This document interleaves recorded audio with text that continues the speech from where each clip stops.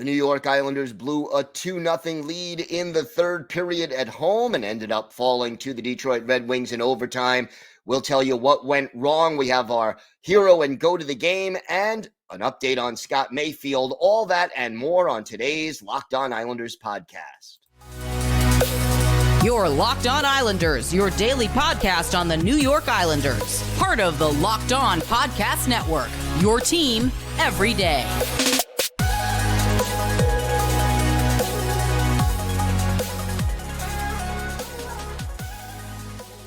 And welcome, everybody, to the Tuesday edition of the Locked On Islanders podcast, part of the Locked On Podcast Network, your team every day. I want to thank everyone who makes Locked On Islanders your first listen every day. Don't forget to subscribe on YouTube or wherever you get your podcasts so you can get new episodes as soon as they drop. And you can also find us on SiriusXM on the SXM app. Just do a search for Locked On Islanders. Today's episode is brought to you by FanDuel. Make every moment more. Right now, new customers get $150 in bonus bets with any winning $5 moneyline bet. That's $150 if your team wins. Visit FanDuel.com/LockedOn to get started. Tough loss for the Islanders. We'll get to that in a minute. But first, if there's something Islanders related on your mind, if you have a question, a comment, maybe a topic you'd like us to discuss on a future episode, you can email us at lockedonislanders@gmail.com.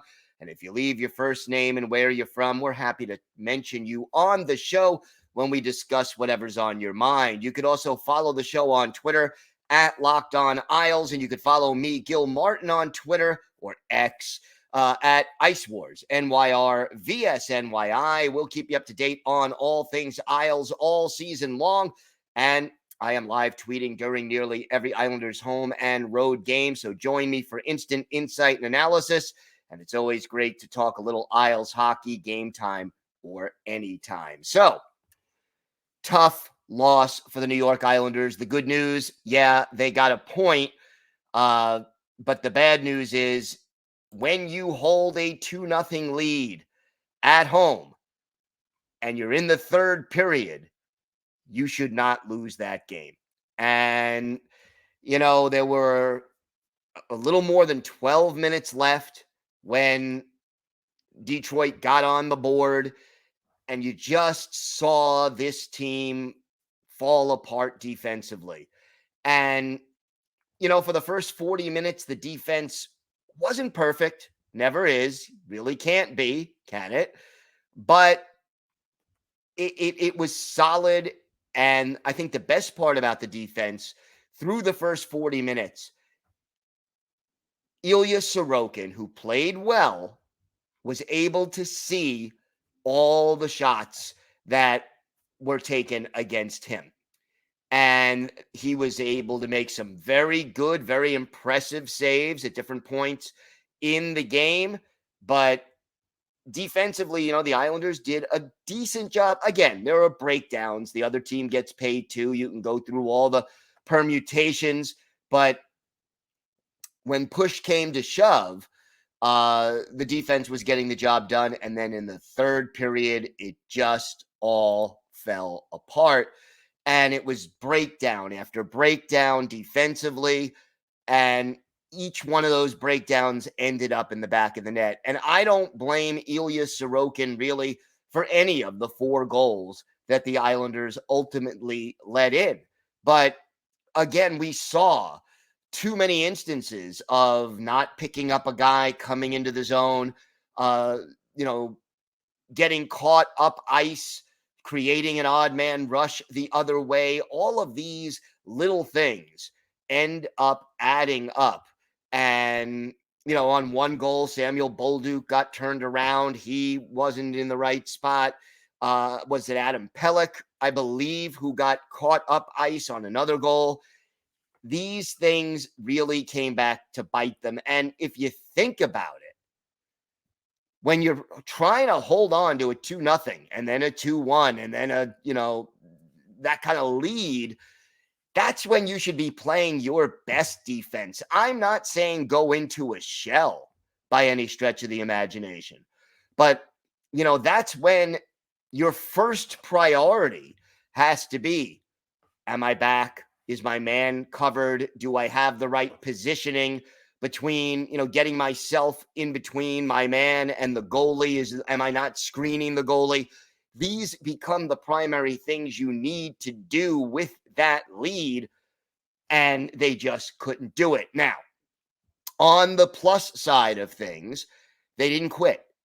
And after JT Compher gave Detroit that 3-2 lead, and you could feel the air coming out of the building, the Islanders ended up with a power play, and Bo Horvat converted with 4:11 left in regulation time. A pretty goal. I mean, a rifle of a shot off a nice pass by Matthew Barzal. And I guess the encouraging thing to see with that is A, you got a power play goal, and B, that Barzy and Bo are really starting to show a little more chemistry throughout the course of the game and, throughout the course of the season as they play more together. So that was certainly encouraging from that standpoint. The moxie, we're not going to quit. But then again, you get to overtime and it's just sloppy play. On the sequence that the game-winning goal was scored by Lucas Raymond, the Red Wings had a couple of 2-on-1 opportunities. They had one, Sorokin made an incredible save, and then Bo Horvat, the same guy who got the game-tying goal just 5 minutes earlier, right, ends up with an easy opportunity to clear the puck, but couldn't free his stick up, couldn't clear it. It's a turnover, and Compher finds Raymond all alone, nobody near him. It's an easy tap in. Game over. Islanders lose. And I don't like the way this team did not give you that 60-minute effort. And realistically, there's about a 5-minute period of time in the middle of the third period where the Islanders gave up 3 goals in, almost 4 minutes. And that those kind of breakdowns, when you are a defense first team, when you're trying to win games 3-2, 2-1, those kind of things you can't recover from. And I think in that respect, the Islanders were fortunate to get the point, but you can't go blowing a game like that.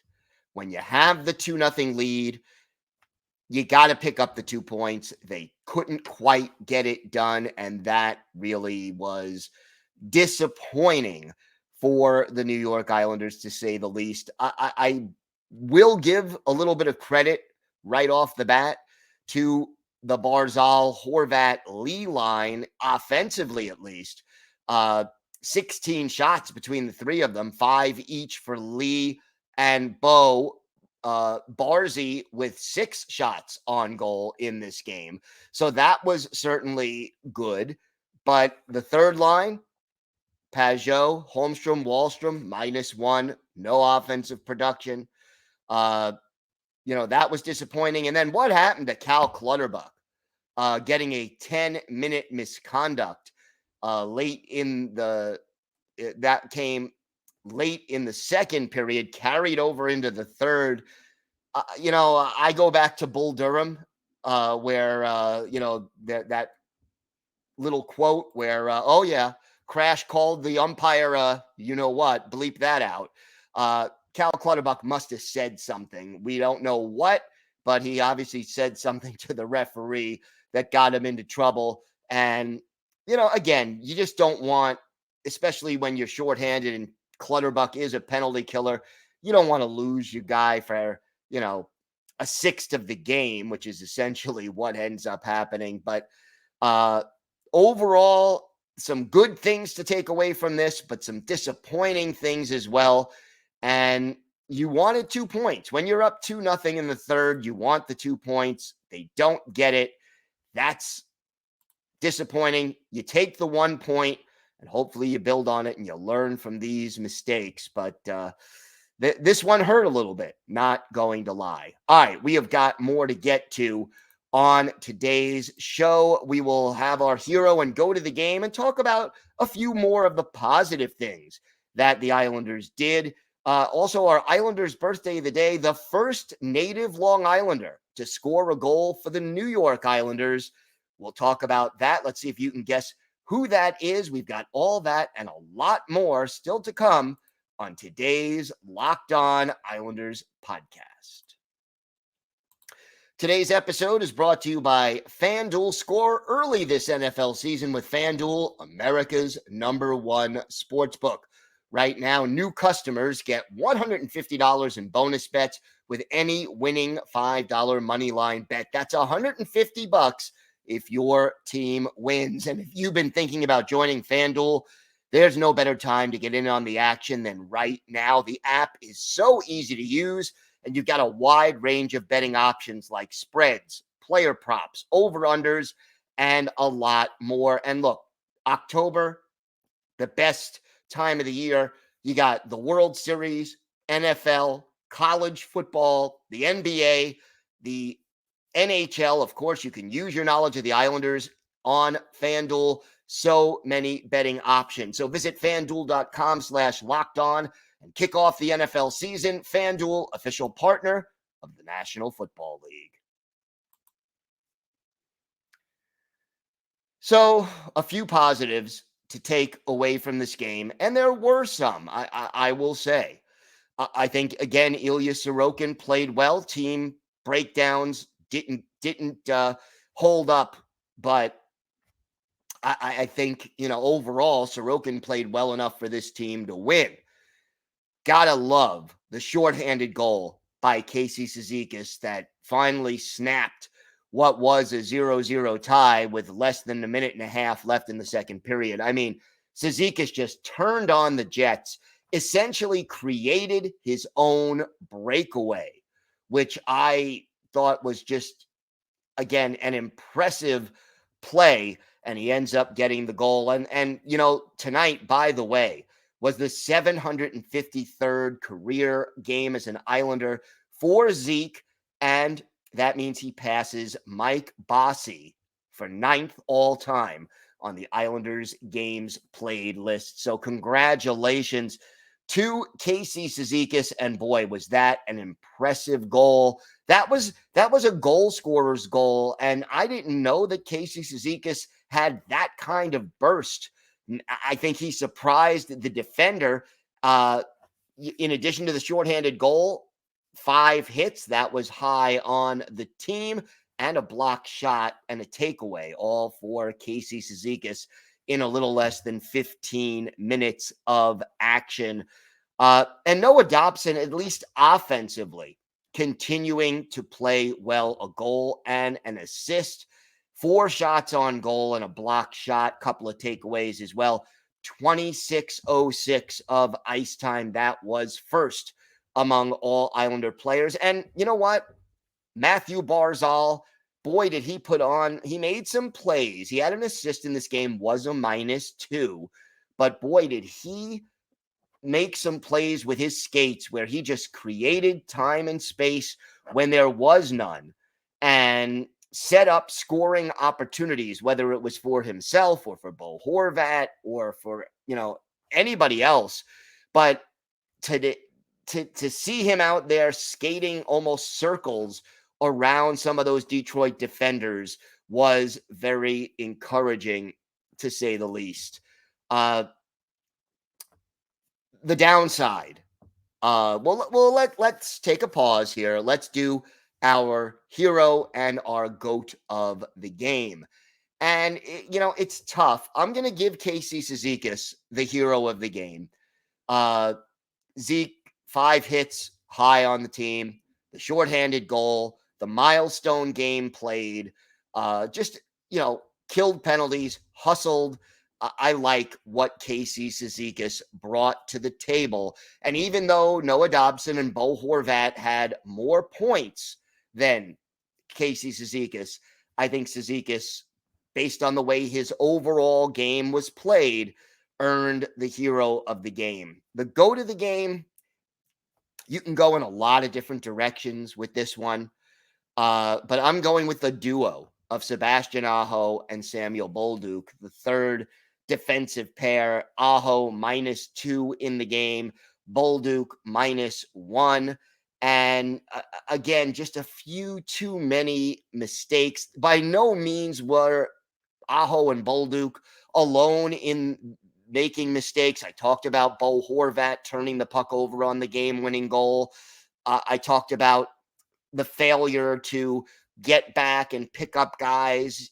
There were definitely issues, but to me, Aho and Bolduc just didn't get the job done, especially in that third period and then in overtime. So they are going to get my GOAT of the game. Although, again, lot of company in that respect. And here's the thing: you're playing the Detroit Red Wings, a team that very well could be fighting the Islanders for a wild card spot when this season is over. And if you're playing a Western Conference team and you lose in overtime, all right, you got the point. You don't care how many points the Western Conference team does or doesn't get. You can live with it. But when a division opponent, or in this case, a conference opponent, gets the 2 points and you only get one, at the end of the year, if the Islanders miss the playoffs by a point or two, a game like this where they seemingly had it in the palm of their hands, that's the kind of thing that could come back to bite them. And oh, by the way, I will give credit to Lane Lambert for one thing, and that is his use of the timeout. After the Islanders gave up a couple of goals and lost the 2-0 lead, he calls his timeout, tries to regroup. It didn't work, but it was the right call. Look, coaches can only make the call. The players then have to execute. In this instance, to get the team to regroup after they gave up 2 quick goals and lost the 2-0 lead, that was the right move by Lane Lambert in that particular instance. But it did not end up paying off, and Detroit scored again, and the Islanders were behind. So I thought he made the right move, but did not end up getting the desired result from it. And, that's going to happen. So, again, this team, we're still trying to figure them out. And I think overall, we're still having some issues with faster, more skilled teams.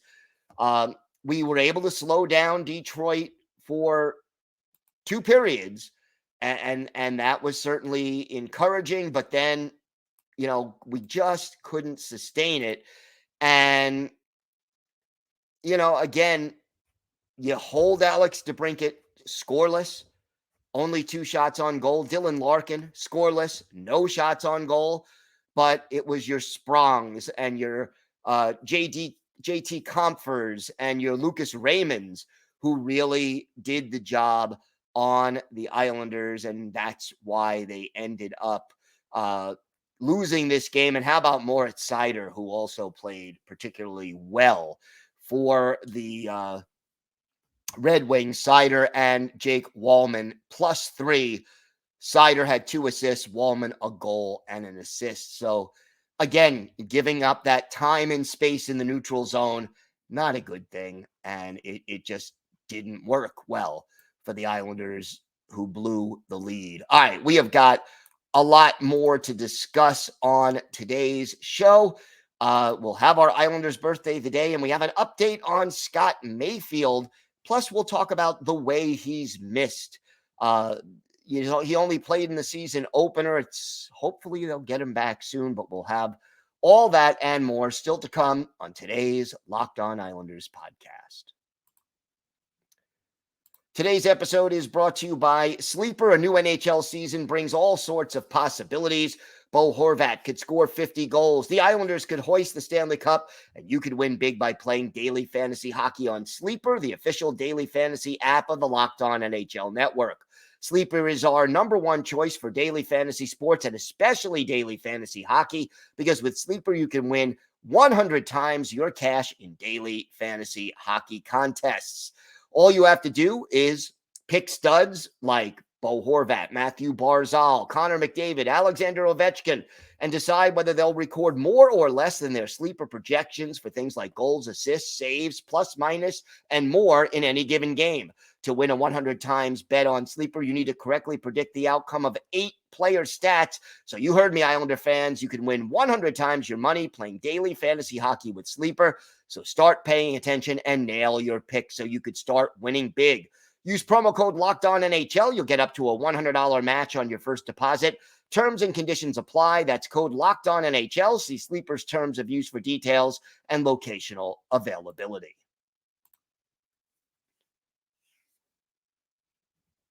So Scott Mayfield, good news. He skated at the morning skate on Monday. And, that is encouraging. And here's what Lane Lambert said about it. That's a positive, and there's no question. We've been saying he's day-to-day for a while, and he has been. And to get him back into the mix a little bit and to get him accustomed to sort of uncontrolled situations is a good thing for him. And again, Mayfield, only played the one game so far this season. And, they miss him in a couple of ways. Obviously, on the ice, you miss the physicality of a Scott Mayfield. He is big. He could have helped clean up a couple of those goals that the Islanders gave up if he were on the ice, as opposed to Aho and Bolduc. If you had Aho and Mayfield, maybe the game doesn't go to overtime. Maybe it's 2-1 Islanders at the end, or maybe the game-winning goal doesn't go in. But either way, you miss the size, the headiness in his own zone, and the physicality that Mayfield can bring, and the experience. And I like Samuel Bolduc, but he is not ready for a big role just yet. I mean, he had a much better game against Columbus the other night, but again, he only played 7 minutes and 56 seconds against the Red Wings last night. And what does that mean? It means your other defensemen are logging way too many minutes. So Noah Dobson playing more than 26 minutes. Ryan Pollock, 25 minutes, 24 seconds. Adam Pelech, 24:18. Alexander Romanov, 21:35.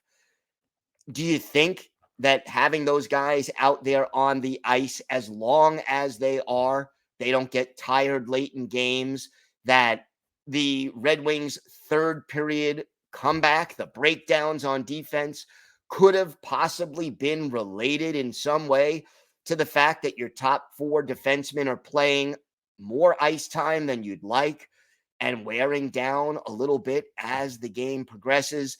I think that's definitely part of the problem. Not certainly the entire problem, but I think it'll be a plus when the Islanders get Mayfield back. And yet, in the meantime, having Samuel Bolduc out there to gain experience, and let's face it, if he learns from his mistakes and is better the next time he gets an opportunity, that is certainly important for the Islanders going forward. And he hasn't looked terrible to me. He had, he's been inconsistent, which is not surprising for a young player. But the fact that he has played so little, that they don't trust him in key defensive situations. He's not going to go out on the PK. He's not going to go out with a tie game, or you're trying to protect the lead late.